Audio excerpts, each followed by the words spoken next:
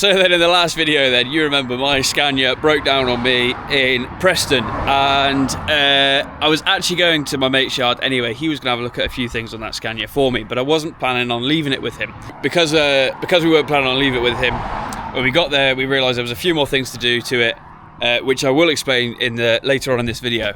But he lent me one of his trucks, one of his spare trucks at the time. I think he's wanting it back now. So it is currently the Thursday after the Monday that we broke down, and yeah, I was kindly lent this lorry.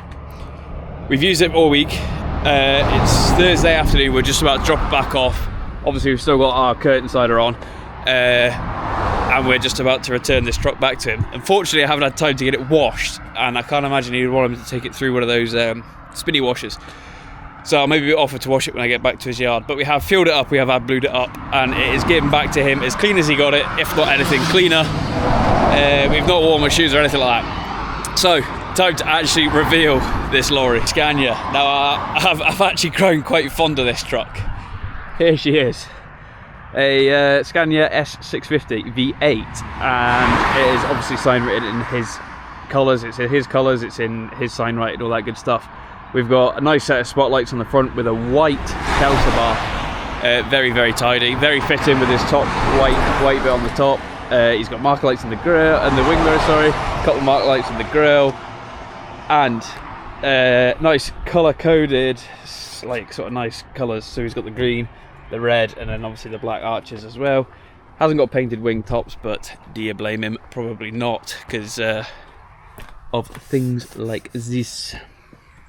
So, yeah, proper nice bit of kit. There's a couple other bits on this thing that I want to point out. The sign writing is not stickers, it's painted. Everything on this is painted. All like traditional sign writing, and all of his trucks are the same. None of his trucks are sign written by stickers, they are all painted, which is fantastic. It's great, lasts a bit longer, lasts better, but absolute pig when you come to sell it because that's paint. All of that's paint. Everything is paint.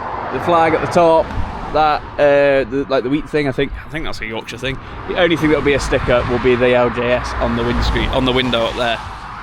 So this man really looks after his kit, and he likes to spend some money. Fair play to him. I mean, he's got some nice trucks. So we've got obviously side skirts come standard with Scania. We've got a Transtech. I'll show you the Transtech logo on the other side. Truck's been to Transtech, and it's got a catwalk, it's got a A-frame bar, it's got the wee Transtech logo in the bottom there. Again, it's LJS in the back of it. It's got the Transtech perimeter kit, which is obviously very nice, and the Transtech air covers for the airbags on the back of the cab. I mean, it is a proper bit of kit, like. And he's had it when they first came out. These next generation Scanias, which is why I believe it's got this badge here, because I've never seen one of them before. Yeah, so pretty cool. So a proper nice bit of kit. It has got one more little thing I'll show you on the inside. It's something I've never known to be even fitted on a truck, and I can't make my mind up on it if it's good or bad. But we'll hop in on the inside and I'll show you that. But also, whilst we're here, I'll show you his registration. Bullocks. He used to, well, I don't know if he still does, I think he sold his float, but he used to do a bit of livestock haulage, and I think when he first got this would have been on the livestock. So yeah, he's got Bullocks as the registration, so pretty cool. Pretty cool bit of kit, pretty cool reg. Right, so we're not that far away from his yard. We're about 6.5 miles from his yard in the beautiful countryside of Yorkshire. I'd say it's a very nice place. Scotland's pretty, but this is actually very pretty. And what a cracker of a day, not a cloud in sight. The truck has a 3-pedal setup, but it's a very strange 3-pedal setup. It's not your typical 3-pedal Opti-Cruise. So normally with a 3-pedal Opti-Cruise, you'd have your brake and accelerator. I don't know if you can see them. You'd have your brake and accelerator, and then you would also then have your clutch, and your clutch would then get you going. You'd use a clutch to go and stop, but you don't need your clutch for changing gears. This one's a bit different. This one, you just literally need the brake and accelerator. The clutch is there just in case you need it. Now, what would you need it for? If you get stuck and you wanted to rock it on the clutch a little bit, you're... I don't really know, to be honest. I don't know what else you need it for other than that. But it's a pointless feature, but not a pointless feature, because it will come in handy one day. I don't know if it's an optional extra or if they even still do it or what they do, but you can just put it in as you're driving and it does go into neutral, and then just pull it back out and it'll go back into gear. So yeah, it works as a clutch, but you don't need it to accelerate, to pull off, and you don't need it to stop either. So pretty cool little feature, very nice bit of kit. Dale, what a beautiful village Settle is. Crikey. I mean, I've already been here before, so I know what it's like, but yeah, I really like the dry stone walls and I'm assuming it would be Yorkshire stone buildings, and wow, very, very pretty. What a place to live and work in this weather as well, like phenomenal. Lovely houses there on the left. Giggles Wick. Yeah, give you a giggle, wouldn't it? Right, so we have arrived. We have got his lovely show trucks sitting in the corner over there. He's even got something very, very special just tucked out around the corner, and my lorry looks a mint, by the way. There's been a couple of upgrades as well as being repaired, so yeah, we're going to get this trailer dropped. Going to wash this truck for him, give it back to him nice and clean, and then we'll maybe show you some stuff. Right then, so we have left Lee's, we have left the truck that he lent me down with him, and we have got my Scania back. And I have to say, Daniel Sons, let's get... No, I'm joking, wrong channel. I don't really know how to start this bit, but I was told that my truck had... So despite the obvious problems, obviously, that I had in the last video with the EGR pipe blowing off, like that's probably a fault of my own doing.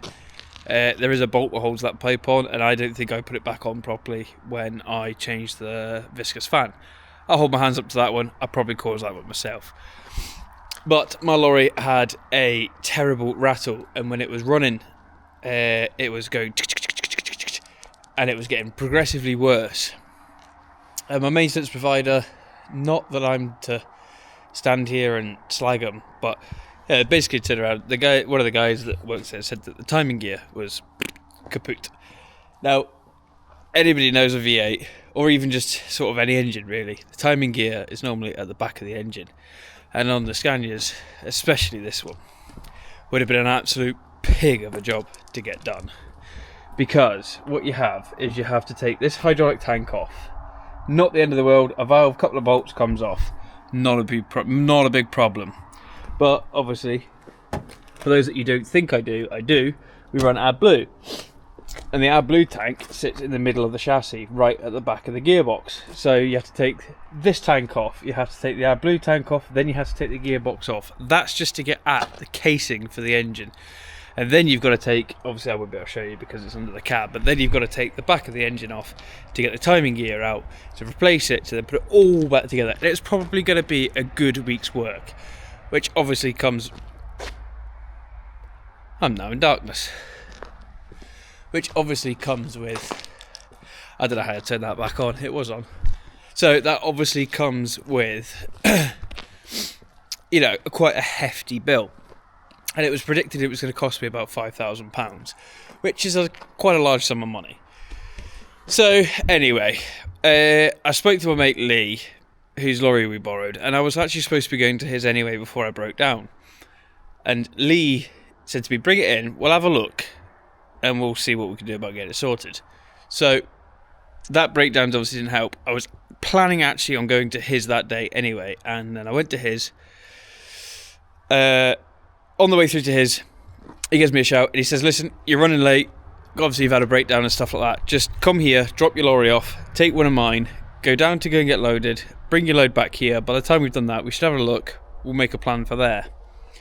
So I was like, oh, you know, gentlemen, thank you, right, we'll do that then. So drove up to his, got to his, and we had a look at it, and he just went, just take mine for the rest of the week and we'll have a look. Which didn't give me hope. Didn't give me hope at all. So the outcome of that, I took his lorry away, I left mine with him. He got his mechanics and his contacts as well. because he's got a friend over in Ireland that's a V8 man. So the guy over in Ireland basically said to Lee, I've never changed the timing gear in my life. In all of the years I've been working on V8s, never changed one. So I doubt it'll be that. Check the cog for the compressor. So we did have an inkling that it was sort of compressor related, because when the compressor blew off, it kind of stopped, but then progressively got worse, obviously, when the compressor was kicking back in. So yeah, it wasn't confirmed that it was a compressor, but you know, an idea. They're all related though. They all spin on the same sort of, they're all cogs, they're all combined with each other. So we just don't know. We didn't know. We wouldn't have known until we started taking it apart. Anyway, Lee phones me the following day. Right then, we've had a look. We think it's your cog and your compressor. You know, you're going to be about £1,000 to change it. Again, it's not as bad as the £5,000 bill initially, but we're going to be £1,000 now for a new cog. And I'm talking a cog about this big, like tiny. He then calls me back later on. He says, well, we've actually managed to fix it, or, you know, repair it as opposed to replace it. Not that any teeth were worn down. I'll insert a picture now of the picture he sent me.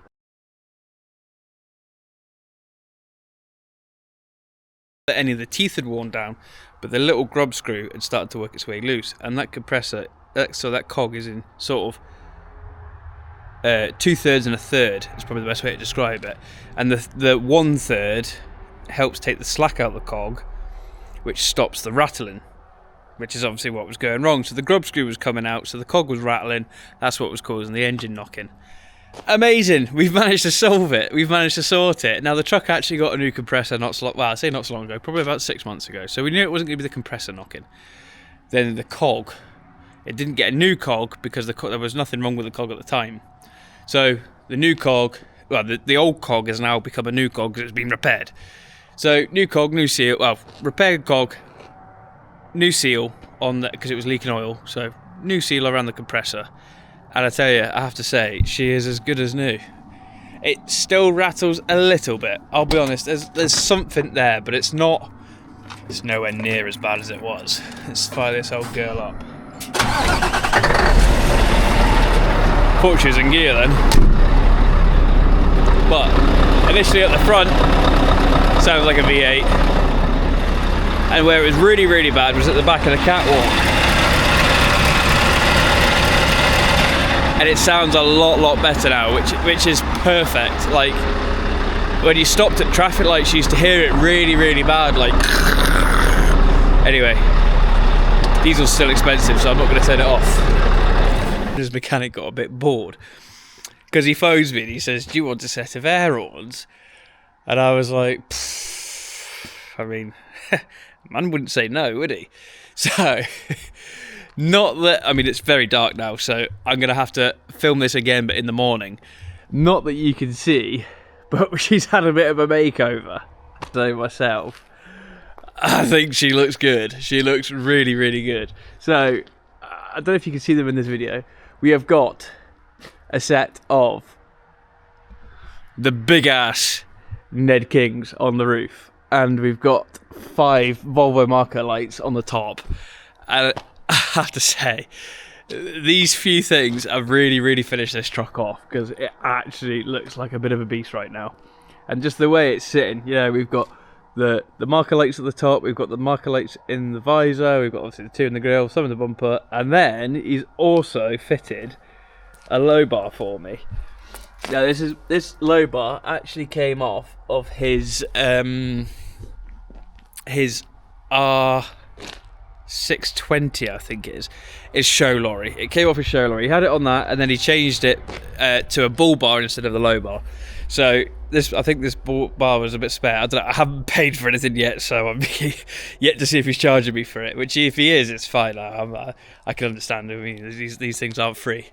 So yeah, this has come off his show motor. The only issue now, I think, is that light's gone out. But on this side, I've got 2 lights out. Look, I've got one down there on the side skirt, and I've got this one. So that's a wee job for some point to change them. But when you see them, we've got the wee marker light there. I tell you, it is honestly, it has properly finished this motor off. And he's also had these Scania flaps fitted, which these are actually quite good because they're pretty solid for like little flaps down there. I've already caught them once coming into this farm, so I'm not sure how long they're going to last. If any time at all, because I think they're going to be a bit scrapey, because if we go in and out some tight places, not tight places, but rough places. But yeah, honestly guys, I am so chuffed with this. I've realised that in this industry, to just get by in this industry, you need contacts and you need people, and Lee is definitely one of them that you would. I admire the bloke, to be fair. He's a decent bloke, and none of this was any hassle to him. None of it. Just yeah, we'll get it sorted. Not a problem. Like, wasn't like for God's sake, you again, or nothing like that. And I do phone him for advice now and then. We do talk, and it's people like him, because you're never going to break down on your doorstep. You always break down when you're 100 miles away from home or whatever, and you need somebody in that area. And it's very, very tough to have somebody everywhere. It's very, very tough to have these sort of people. And I've got massive respect for this man. He's and his family as well is lovely. His lad Jake, I probably know you're going to be watching this, so shout out to you, Jake. Just their whole setup, they're just decent people. And his mechanic as well, Hayden. Again, a lovely bloke. Even his transport manager, just decent folk, very welcoming, happy to see you. Nice to meet people, and I think there's a lot of less people like that in this industry these days. Other than people that are just in there to steal your work and take the sugar out your tea when they get a chance. So again, I can't say it from the bottom of my heart to Lee and his team. Thank you so much for sorting me out last week. Yeah, I probably would have been quite stuck, and it'd probably cost me thousands more pounds than it would have done if I just trusted what somebody else had said. A second opinion on it was great, and it's done the world a favour. So, and the parts I know for the compressor was about 70 quid. So I've gone from spending 5,000 to 1,000 to 70 quid. So like that. I mean, we've got the extras to pay for as well. I mean, I wish the whole thing was 70 quid, but it's not. But we've got Airhorns and marker lights and that to pay for. But yeah, I just honestly, guys, I'm chuffed to bits. It's put a smile back on my face. Put it that way. My lorry's looking smart. My friends are I'm making good friends. It's just I'm in a good place. And I'm hoping that's coming across on the camera. I'm hoping you guys are seeing this job. It ain't easy. It ain't easy, and it isn't. Unfortunately, all lights, Airhorns, and Scania V8s. There is a lot of graft to go in the behind the scenes. So, anyway, I can't blast them now because there is somebody's house down there, and I am not doing that to them because these things are deafening, and I mean deafening. So tomorrow, in the daylight, we'll find somewhere where we can test these Airhorns and show you guys exactly what they're like, because I tell you, they are deafening. We've had plenty of upgrades on the outside, but now it's time to have some upgrades on the inside, and some little modification things. So, as you're aware, previously we used to have a pelmet. That was actually Jordan's pelmet up, and he had his own curtains in, but I have finally received my curtains for the truck. Now I've gone for something a little bit different, not so much different compared to previous. Anyway, we've gone for something quite cool here. I really like these, and I don't know if you better see them mixed in with a bed, but we have gone for grey suede curtains, which are very nice, and also a pelmet. Now I got these from Bees Trucks Curtains, and I have to say I'm very impressed with everything. The quality of them is fantastic. The way, even just the way it's packaged, seems very professional considering I bought them off Facebook. So you end up getting a wee cloth here with their embroidery on, pretty cool. Some air fresheners, obviously the pelmet, and then the tie backs. Now anybody that knows me knows that I'm a bit of a fanboy for RM Williams, and so I've got the RM Williams logo on the on the tie backs there on the curtains, so I am dead chuffed. Let's get these flung up at some point today. I actually am just sat in a queue at the minute waiting to get tipped, so I don't know if I'll have time now, but if we get these chucked up at some point today, I'll be very chuffed, and I think that will finish off the total look. Getting loaded right now with some bulk potatoes on a tipper. We've had to change trailers, etc. So yeah, anyway, curtain time. Let's get these curtains hung up. So to hang these curtains up, all we've got to do is take out this little thing here by twisting it. Twisting it and just taking it straight out by the looks of it. Keep that safe because you want that. That's your stopper. That stops the curtains coming right out the back of the rail there. But that's what we need to do to get these ones out. So literally unclip the tie backs and just pull the curtains out and about. And that's it. One curtain out. We'll fold that up and then we'll get the other curtain in. One curtain folded up. We'll tuck that out the way. Very simple. Literally just slide each hook through there in place. Everyone individually. This could take a while.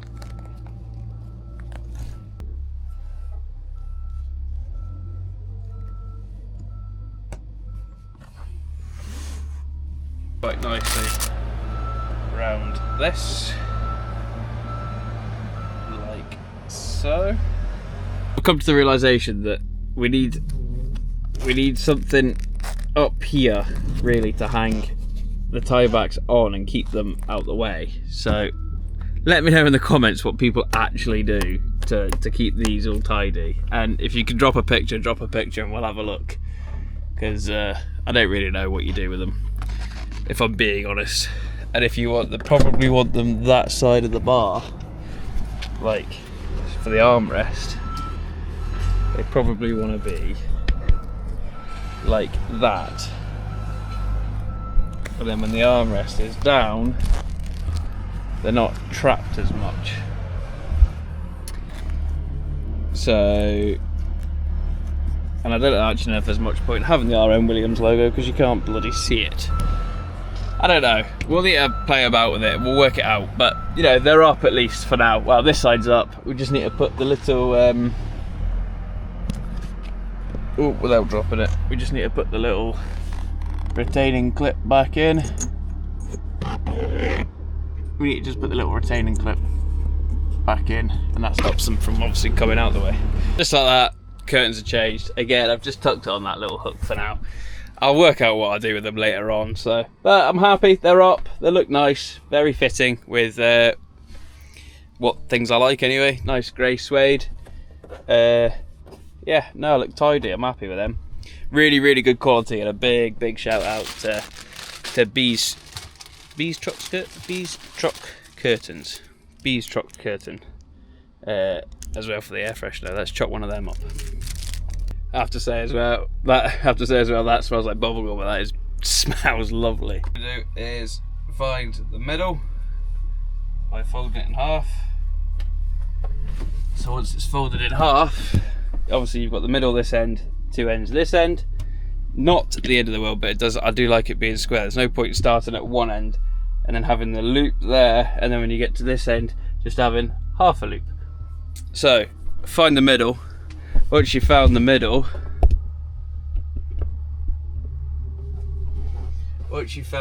find the middle of the truck, which is obviously roughly the middle of that light, and then just slowly start to Velcro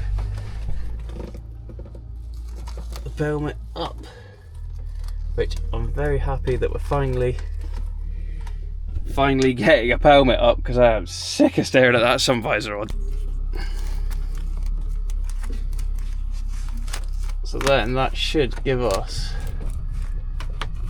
roughly the same length each side. Now then, what we'll do is what we did the last time was just take that panel off and tuck the excess behind that panel, and then do this obviously the same other side so that you don't see those dangly bits down the side there. What we're doing is just whipping out this actually. Whipping out this screw, or bolt should I say, and then we'll slacken that one off.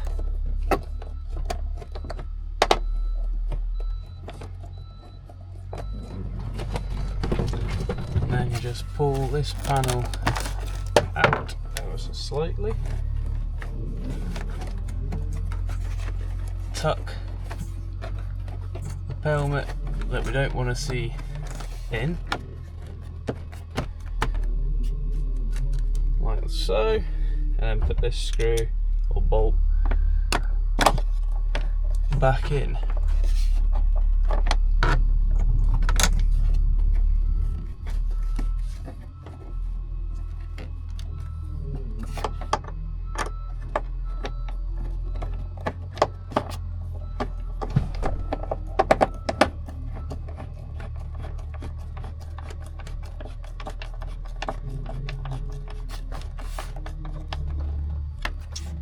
And obviously tighten the bottom one back up.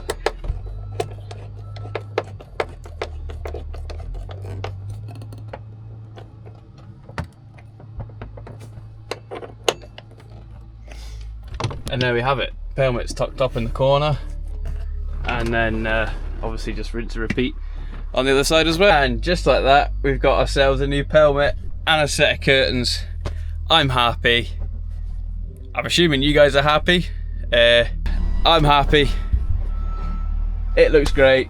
Georgia Bears. And there's the phone again. We have our curtains up, and I'm very much enjoying not staring at that plastic sun visor or fiberglass sun visor, whatever it is, for hours and hours and hours on days. I like it. I like it. It's not too big. It's not too like protruding.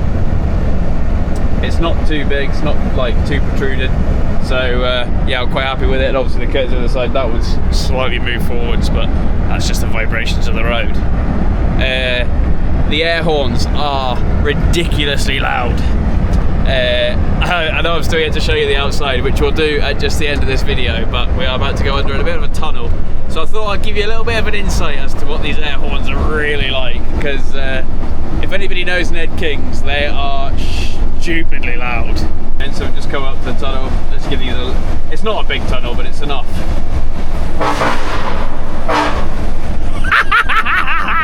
I mean, they are so loud. I hope the camera does them justice, because they are just stupidly loud. You normally get a Nedking solenoid that goes with these, but the guy that fitted them didn't have it. Well, Lee, when he fitted them, he didn't have one. So they actually use a trailer back door valve, which I think just dumps a load of air through them. Like, I think that's why it makes them really, really loud. You can't keep them on for too long because they squeak after. You can only do sort of like short little blasts, which I'll show you in a second. But we need to, I don't know if it just needs more air. I don't know what size air pipe they run up to them. I'll show you the squeaky bit. And they don't squeak, they just don't sound right. So if you press and hold it, you can hear it goes like as opposed to like all the time. So I just think they need a bit more air. I think they need like a more of an air feed. So you can't blast a horn at somebody and just say, "You've cut me up, you absolute sausage." Yeah. So we're just gonna roll. We're actually gonna drop the truck off at Go-Guard to get an inspection done. So once we get to Go-Guard, I'll show you the outside, and of course the lights change. So you hate it when lights do that. You literally pull up to them and they're red, and then as soon as you get there and you stop, they go green. We've just killed a polar bear with all the diesel we've used to get going again. So yeah, we're just gonna Go-Guard. I'll just get a quick tour of the outside, and I'll show you what the outside looks like in the daylight, because it is daylight now. So we're just about to go past my pal's farm, which is just in there. And a usual thing, when she's already outside working, I give her a little blast of the horns. But it is late at night, but I don't care. Any chance to beat the horns. Oh, honestly, that's addictive. That is very addictive. Right then, so the outside in the daylight. There we have it. Nedking's on the roof. Low bar fitted. The low bar's painted in green. which is very nice, very fitting, and the Nedking's up there on the roof, and I think from a distance it looks rather cool, and it's parked up to one of my favourite Go-Kart lorries, which I don't think I ever actually filmed a video with this one, but that one was the first 540 dual clutch we ever bought, and that's what made me fall in love with them. I actually ran a big job with that when it first came new, sort of bedded it in. It was the first time I ever drove a brand new truck, like fresh out the wrapper, got delivered, and also had a bit of a food bar with it, hence why it's not got a sign right in there, but that's not my that's not me. So anyway guys, you'll see more of the Scania in the future with I'm in a bit of a rush because somebody's come and pick me up. You'll see more in the future videos with this truck and its modifications. I think that's pretty much it for now. I don't think it needs much more, really doesn't, so we'll probably hold it there with modifications. We've got our curtains, there we go, that's that one sorted now. We've got our curtains, a pelmet up, we've got our air horns on the roof, we've got some marker lights on the top, we've got our low bar, which I'm not sure how long it's going to last, but we'll do our best to look after it. So again, a massive shout out to Lee and his team for getting me back on the road and sorting this out for us. So support the channel guys, don't forget to like this video, don't forget to comment down below, and do not forget, more importantly, to subscribe please. So yeah, thank you very much for watching, we'll catch you on the next one.